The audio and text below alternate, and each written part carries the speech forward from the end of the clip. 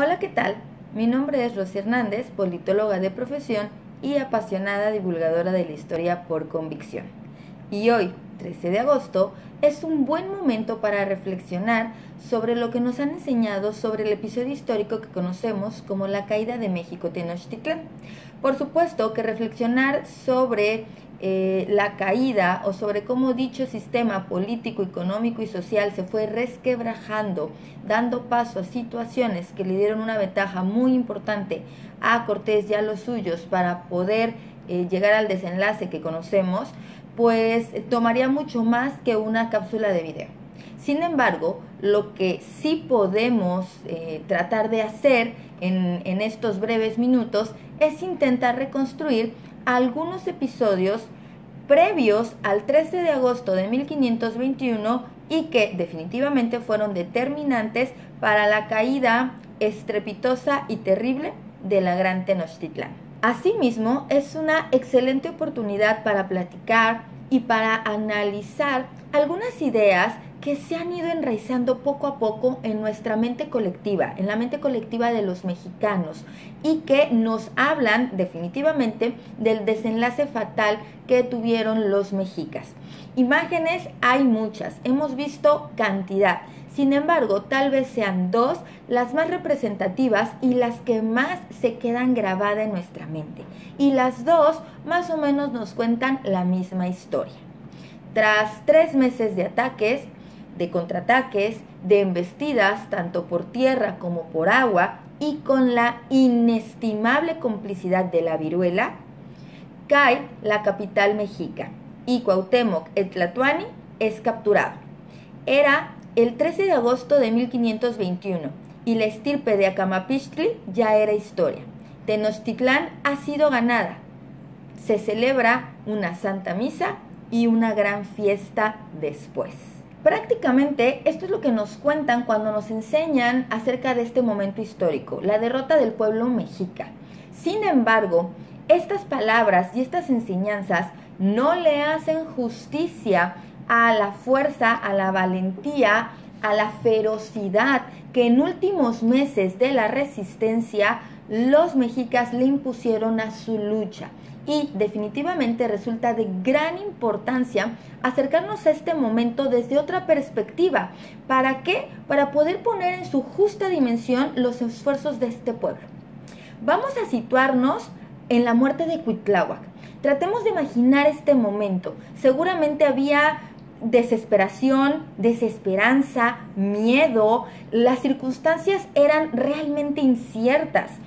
En muy poco tiempo habían muerto 2 gobernantes, estaban siendo atacados, lo que nunca antes había sucedido en la Gran Tenochtitlán, que algún intruso, algún extranjero incursionara en la ciudad y desde adentro estuviera atacando. La situación era realmente confusa, complicada y compleja para no solo el gobernante ni no solo las élites políticas, sino seguramente también para todo el pueblo. Y en todo este momento, pues quien toma el mando es Cuauhtémoc, por supuesto heredero del linaje real. Y Cortés lo que hacía era ultimar detalles para pues el último sitio o el último asedio a la gran ciudad. La tarea de Cuauhtémoc fue prácticamente una. No tenía otra misión ni otro objetivo más que el defender su ciudad de los ataques de los españoles y de sus aliados. Y en este sentido lo que hizo fue preparar a la Gran Tenochtitlán para la defensa. Obviamente por sus espías, porque hay que decirlo, tenía espías, se enteró de los planes de Cortés para sitiar la capital. Lo que él empezó a hacer fue acopiar víveres, acopiar armas, acopiar proyectiles. Obviamente empezó a disponer de ciertas circunstancias en la ciudad, como mandar fuera o sacar de la ciudad a las personas no aptas para la guerra, y convocó a todos los guerreros leales de todas las poblaciones cercanas de Tenochtitlán para que pudiera juntar la mayor cantidad de guerreros como le fuera posible.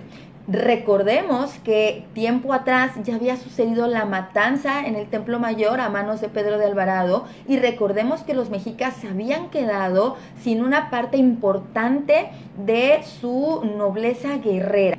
Por su parte, el 28 de diciembre de 1520, el contingente español inicia su acercamiento o pone en marcha su convoy hacia el lago. Tras algunas escaramuzas, tras algunos enfrentamientos realmente sin mucha importancia, logran llegar al lago de Texcoco el último día del año, ¿no? Para que nos vayamos pues obviamente dimensionando el tema de los tiempos, porque también es cierto que muchas veces nos hablan de la caída de México Tenochtitlán y no sé, de repente podemos perder la dimensión y la perspectiva y pensamos que todo sucedió en un día o que fue muy rápido. Sin embargo, sí es importante entender, como yo les decía desde un inicio, las situaciones previas. Entonces, llegan el último día del año de 1520 a Texcoco. La ciudad estaba desierta. Se dice que Hernán Cortés mandó u ordenó que nadie podía circular por la ciudad sin permiso y obviamente bajo pena de muerte si es que circulaban sin permiso. Y tras estar ahí aproximadamente 3 días, se dice que llegaron varios señores de ciudades cercanas, de ribereñas del lago, muy cerca, pues pidiéndoles perdón y pidiéndole a Cortés que les perdonara el no haberse aliado con ellos desde el principio, que por favor que los ayudara en contra de los mexicas. Sin embargo, estos señores eran más bien mensajeros espías. Cortés se da cuenta del juego de Cuauhtémoc, los libera y le manda a decir a Cuauhtémoc que mejor se rinda. Obviamente ya sabemos que Cuauhtémoc no lo aceptó, pero es curioso cómo desde antes ya del sitio como tal en la Gran Tenochtitlán, Cuauhtémoc pues todavía podía manipular un poco a la gente alrededor, todavía tenía espías, todavía tenía gente que le mandaba información, que le pasaba, que le comunicaba, y esto pues era parte también de la forma en la que durante tantísimo tiempo esta gran población pues logró someter tanto territorio y tanta extensión de territorio. Entonces pues básicamente estaba echando mano de lo que ellos desde mucho tiempo atrás pues ya hacían y sabían hacer. De esta manera pasan los días y es a finales de enero de 1521 que los bergantines que Hernán Cortés había mandado elaborar están listos.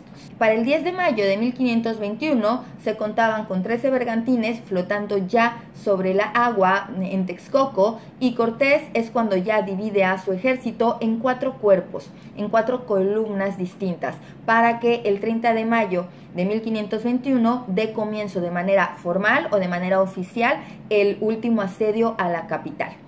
Las canoas de Tenochtitlán, porque obviamente contaban con canoas, pues se enfilan hacia los bergantines al ver que a los bergantines se van acercando. Cortés tiene planeado un avance tanto por tierra como por agua, así que al mismo tiempo que los bergantines van enfilando hacia la ciudad, pues también se tiene planeado o se genera un lento avance por las calzadas. Este avance por las calzadas está asignado tanto a Alvarado como a Sandoval y van metro a metro avanzando, rellenando con barro, rellenando con piedras, con palos, con lo que tengan a la mano, las zanjas. ¿Por qué? Porque a la ciudad pues obviamente se había preparado para recibir a los españoles y habían hecho zanjas, habían levantado los puentes, se habían preparado de tal manera, habían puesto incluso trampas para los caballos. ¿Para qué? Para que fuera más difícil para los españoles poder ingresar. Cortés en este momento le hace llegar una oferta de rendición a Cuauhtémoc, pero obviamente todas las peticiones para entablar una conversación o para llegar a la paz pues son rechazadas por el tlatoani. Así es como empieza este asedio y van ganando a la ciudad los españoles manzana por manzana, metro por metro, casa por casa. Inmediatamente que logran avanzar un pedacito más, un paso más, entonces se quema, se derriba, se destruye todo lo que venga a su paso para 2 cosas. 1, evitar emboscadas, y evitar que esos lugares que quedan medio construidos sirvan para poder apertrecharse los propios mexicas, pero al mismo tiempo también les sirve porque con todos los escombros y con todas las piedras y con todo lo que están destruyendo, entonces pueden tapar todas las zanjas. Lentamente la ciudad se va asolando, lentamente la ciudad va quedando poco a poco destruida, y esto es precisamente por el plan de ataque que Cortés desde muchos meses antes ya estaba o ya tenía fraguando y ya estaba planeando. Los mexicas resistieron, como ya sabemos, durante 3 meses, y hubo un momento durante estos 3 meses que embistieron y contraatacaron con una ferocidad impresionante.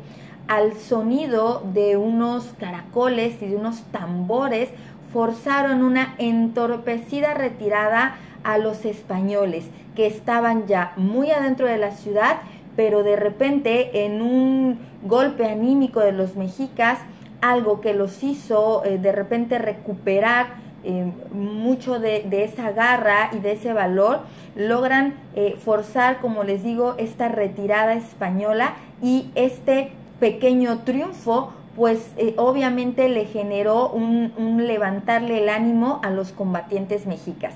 En ese preciso momento, Cuauhtémoc ordenó el sacrificio inmediato de todos los españoles y los aliados que habían capturado, esperando que este sacrificio obviamente sirviera para calmar digamos, los ánimos de sus dioses, y que les favoreciera para poder triunfar sobre sus enemigos.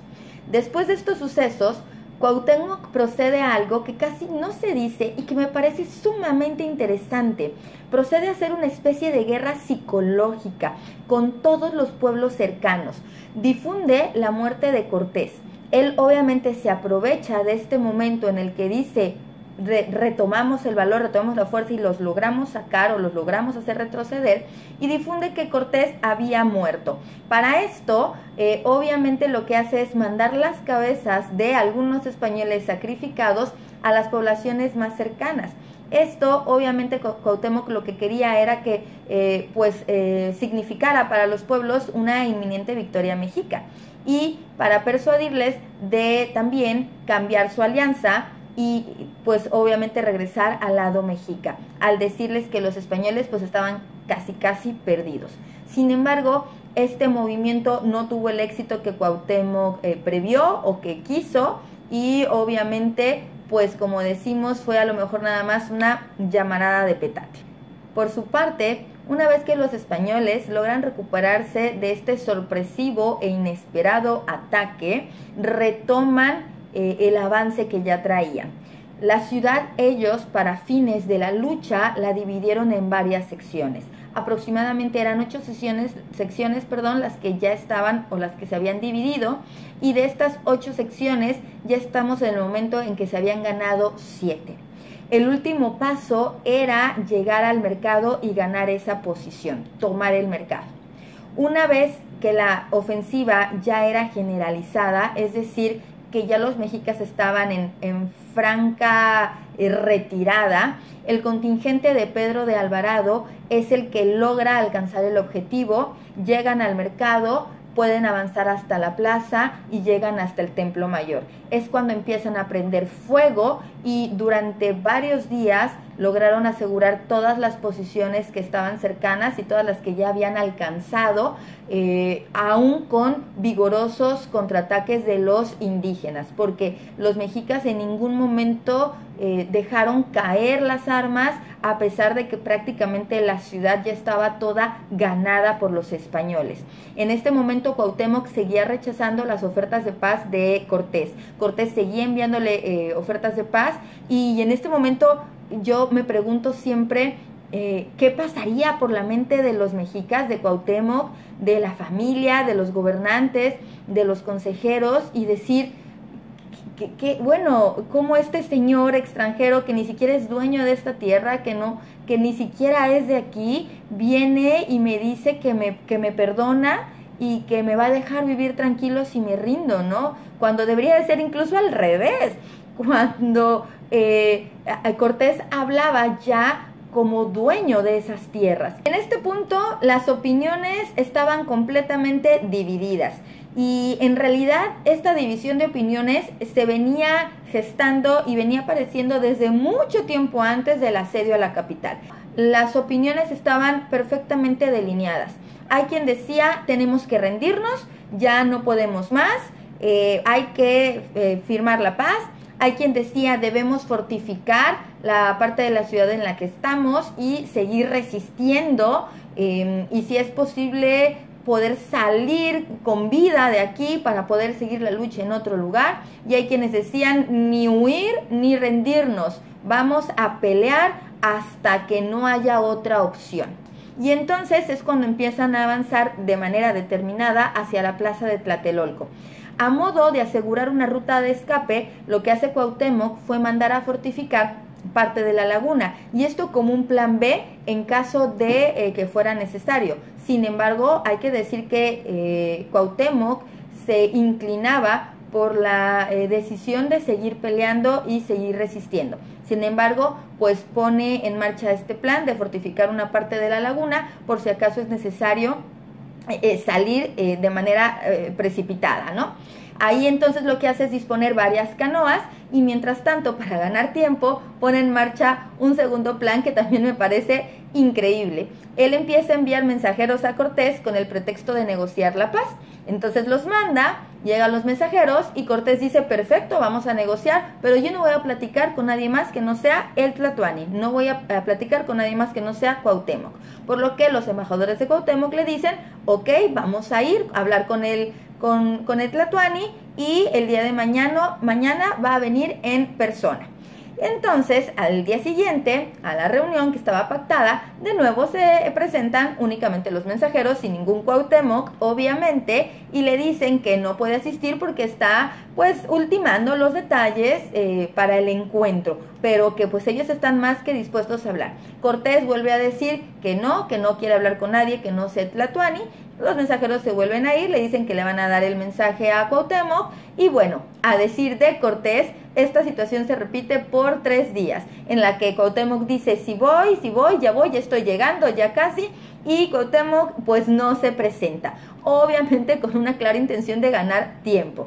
Al cuarto día, a Cortés se le hace ya muy extraña esta situación y les digo, esto es a decir de él y esto lo sabemos por las cartas de relación y por otras crónicas que se escribieron o que escribieron los españoles que acompañaban a Cortés, y entonces pierde la paciencia Cortés y manda a sus capitanes pues inspeccionar la zona para ver qué es lo que estaba pasando. Fue entonces cuando se entera de lo que se preparaba en la laguna, se entera de que se está fortificando una parte de la laguna y que Cuauhtémoc realmente no tenía intención alguna de presentarse a ninguna conferencia de paz. En ese momento es que Cortés obviamente se molesta, Cuauhtémoc se da cuenta de lo que sucede y entonces Cuauhtémoc manda o da la instrucción de retirarse. ¿Por qué? Porque Cortés pues ya va en camino al darse cuenta de lo que sucedió.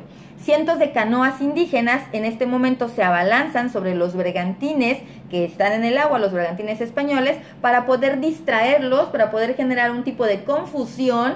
Pues imagínense, estamos hablando de choque de bergantines contra canoas, lanzas, proyectiles, obviamente hay ahí una especie de desorden y de esta manera pues permite que la nobleza indígena junto con Cuauhtémoc puedan utilizar su ruta de escape para poder irse de ese lugar.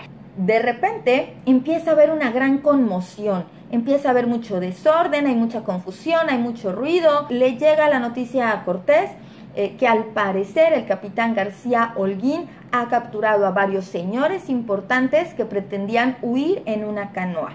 Esto ya es el 13 de agosto de 1521. Cortés inmediatamente les dice que hagan traer a los supuestos dignatarios o a las personas que habían sido capturadas porque pues quiere entrevistarlos y ver de quién se trataba. Según las versiones de los españoles, y recalco aquí mucho el tema versión de los españoles, Cuauhtémoc fue tomado prisionero por este capitán español, García Holguín, y fue llevado ante Cortés, quien obviamente le exige nuevamente su rendición. En este punto habían sido ya 95 días de asedio y 95 días de resistencia. porque no es lo mismo decir que los españoles ganaron tras 95 días sitiando la ciudad, a decir que los mexicas resistieron valientemente, sin agua, sin víveres, con enfermedades, con cadáveres y con muchas circunstancias, que resistieron durante 95 días. Son dos historias completamente distintas. Nuevamente, según las crónicas de los españoles, Cortés se portó como todo un padre comprensivo y pues trató, según, de convencer y de tranquilizar a Cuauhtémoc de que todo estaba bien. Le ofreció reconocerlo como gobernante a cambio de que en lo sucesivo pues todo el tributo pues se le pagara a Cortés y a los españoles. Le ofrecía que podían reconstruir la ciudad y seguir viviendo ahí sin ningún problema. Aquí quiero detenerme y hacer un paréntesis porque hay algo que es muy digno de analizar. Y es como a lo largo de los años nos han narrado este famoso pasaje en el que el Tlatoani, ya vencido, ya derrotado, ya sin fuerzas, le pide a Cortés que con el puñal que tiene y con su misión ya terminada, pues no habiendo logrado la victoria mexica, pues que mejor lo mate.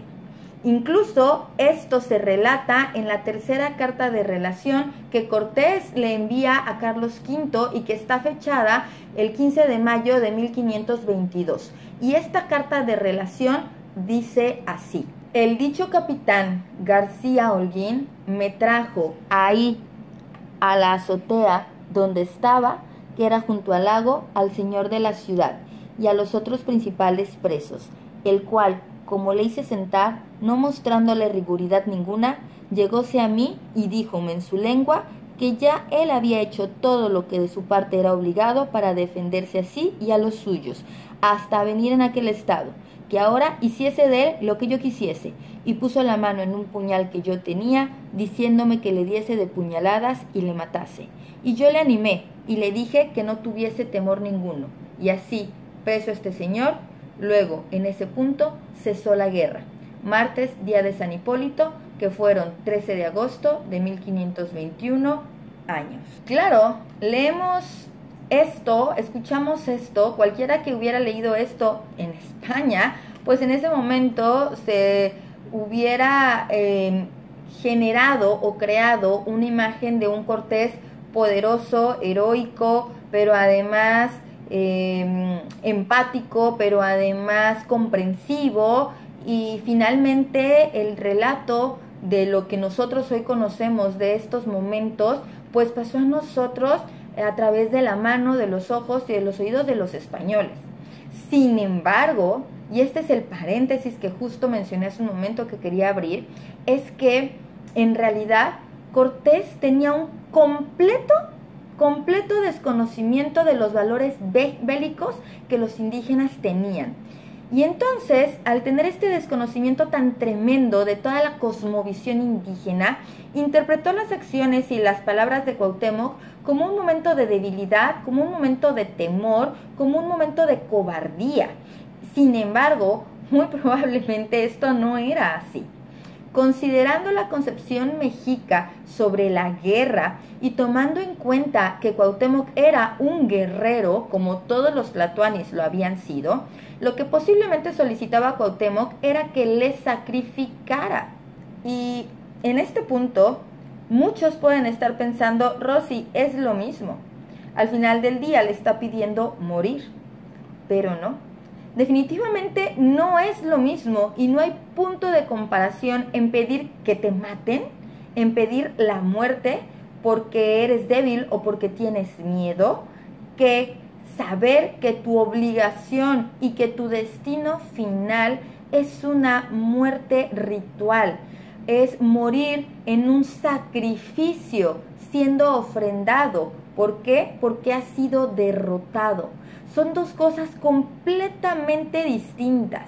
Y yo siempre lo digo, la concepción de la guerra para los europeos en general en ese momento y la concepción de la guerra para los pueblos indígenas eran dos mundos completamente abismales, lo que posiblemente nos ayude a entender por qué Cortés interpretó, de la manera en que interpretó, más de una acción y más de una de las palabras que tanto Moctezuma como Cuitláhuac y como Cuauhtémoc en este caso, pues hicieron y dijeron. Además de las confusiones propias y obvias que seguramente había por parte de los intérpretes, pues los españoles pensaron que simplemente el hombre le estaba pidiendo que se muriera, que ya mejor mátame.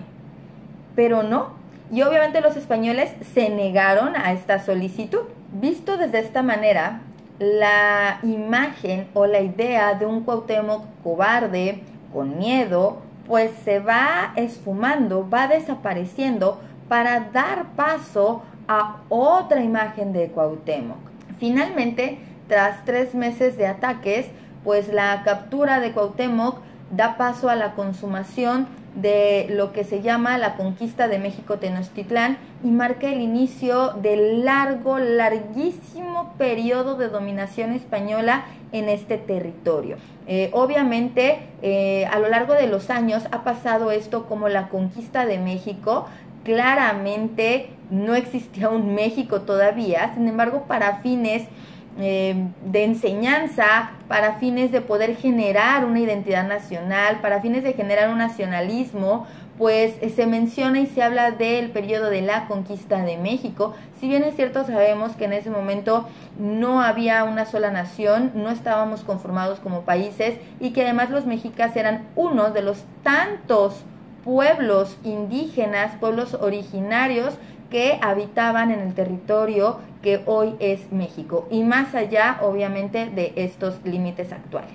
A veces creo que nos centramos y nos enfocamos muchísimo más en las formas que en el fondo, y el fondo de este momento histórico es un terrible ataque que los mexicas resistieron durante meses con muchísimas carencias, con la enfermedad rondando, con la muerte rondando muy de cerca, con la ciudad destruida, con la ciudad incendiada, pensando además que sus dioses los habían abandonado seguramente, pensando que era el fin del mundo como lo conocían y obviamente desolados, tanto física como emocionalmente. Y pues bueno, hasta aquí mi relato.